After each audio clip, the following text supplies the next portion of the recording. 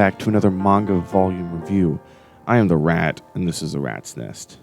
Today, we will be talking about Berserk Volume 11, which I have been calling Volume 10, basically in my mind, ever since I read it, and I will probably call it at least once during this video. Berserk Volume 11. It was a good volume. I really enjoyed it. I really don't have too much to say on it. I feel like I'm going to have so much to talk about with 12 because I'm pretty sure that's when the eclipse happens. Volume 11 was good. It was a very fun volume, if fun's the right word there.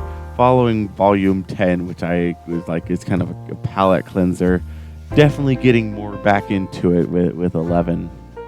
I really enjoyed this. I read this right after I recorded Volume 10's review.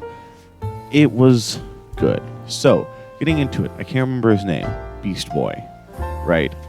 He was a good villain. I enjoyed him. Right, not the most complex guy, but he didn't need to be the most complex guy.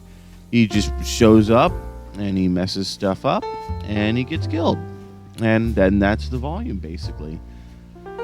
It was a relatively simple volume, but again, getting into it and getting to see this is really okay.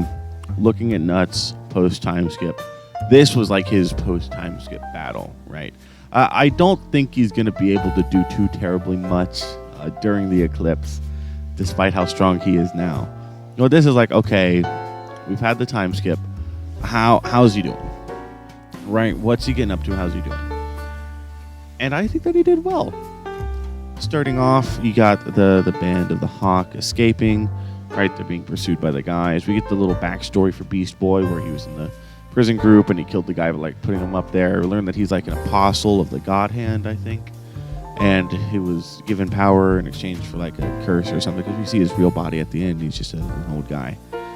So, but we get, I'm pretty sure he's an apostle.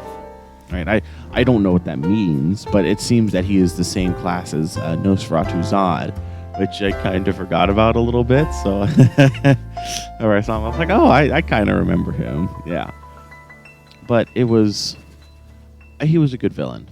We got his little backstory, and then Band of the Hawk goes to the village, and then they leave, and then the Beast Boy goes to the village, and then the village stops existing. I will say with Berserk, and I think this is one of the criticisms that people levy against it a lot, is the use of rape as a plot device.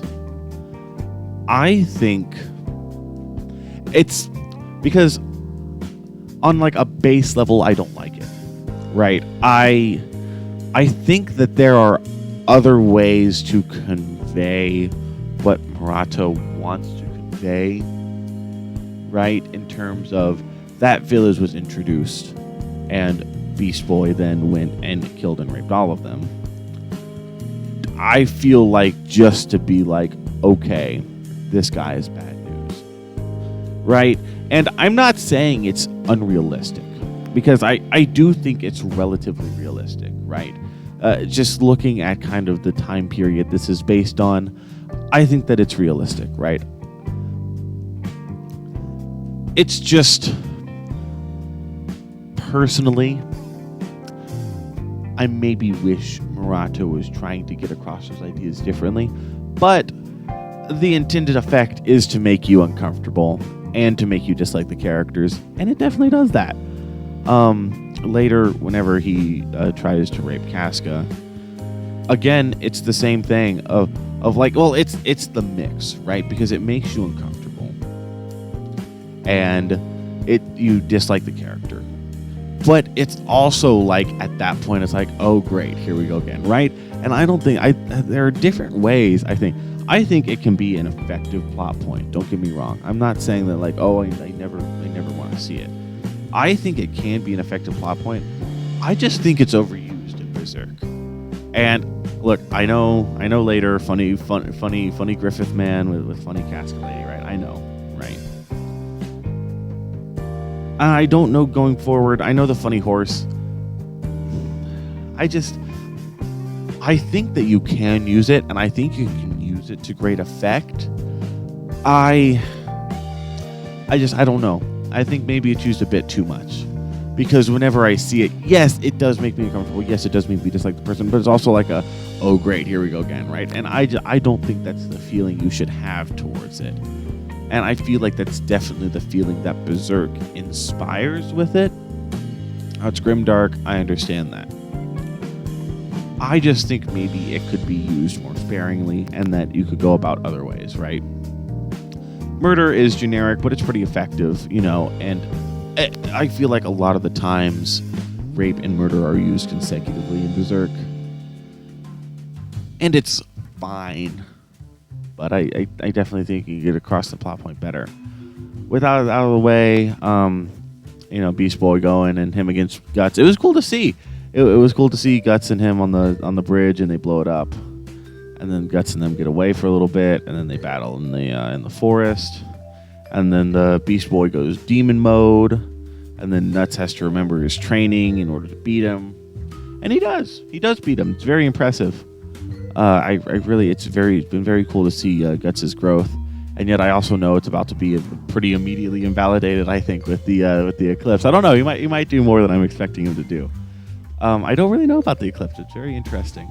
And of course, before he dies, well, Guts thinks that he kills him. Right? They go back to camp. Guts and Griffith are talking. I think that might be the last time we see Guts and Griffith interact like friends, right? Guts and Griffith are talking, and then the Beast Boy comes up and he holds Griffith up and he reveals to everyone, he's like, yeah, this dude's messed up, right? He can't walk, he can't talk, his shoes whack, his voice whack, the way that it doesn't even like to smile, whack. Just absolutely lays into him. Then he mentions the Behelit. Again, getting into the Eclipse. I'm really looking forward to reading the Eclipse in Volume 12. I thought that it was cool to have him reveal all that. It's probably going, because it had to be revealed to the Band of the Hawk eventually, right?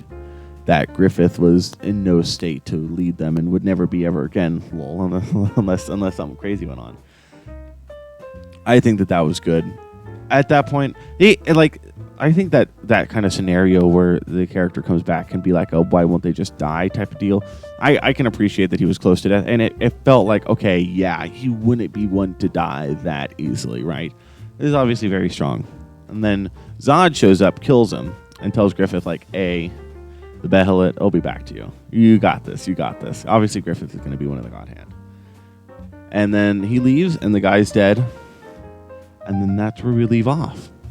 We leave off with that mystery of what is Griffith's place in all this. Guts is like, is this? He asked Zod. He's like, wasn't he the certain death you told me about? And Zod was like, haha, lol. Wouldn't that be funny? And then next volume we have the Eclipse. So I'm so interested because next volume is like Berserk, right? That's whenever Berserk gets berserky. That's whenever Nuts goes berserk, right? It's really good. Altogether, this volume really good. Obviously, there's the rape thing I talked about. I already said all my thoughts on it, right? I thought this was an overall good volume. Just some good action, amazing art as always. I thought it fun enough villain, right? Good enough action. Really, I feel like this was more this was really a bridge between 10, which had more substance, and then next volume 12, which is going to have a ton of substance, I feel. If it is the Eclipse. I'm pretty sure it's the Eclipse. And I'm really looking forward to it. So, with that said, if you are this far in the video, obviously there's something you like, so make sure to like, subscribe, and leave a comment telling me what your favorite bite from this volume was. It's going to be Guts versus Beast Boy, but if for some reason you like random guy A versus random guy B, let me know. I don't know what video will be next. I don't know when this is going up. It'll probably change something in One Piece. And I'll see you then. Bye-bye.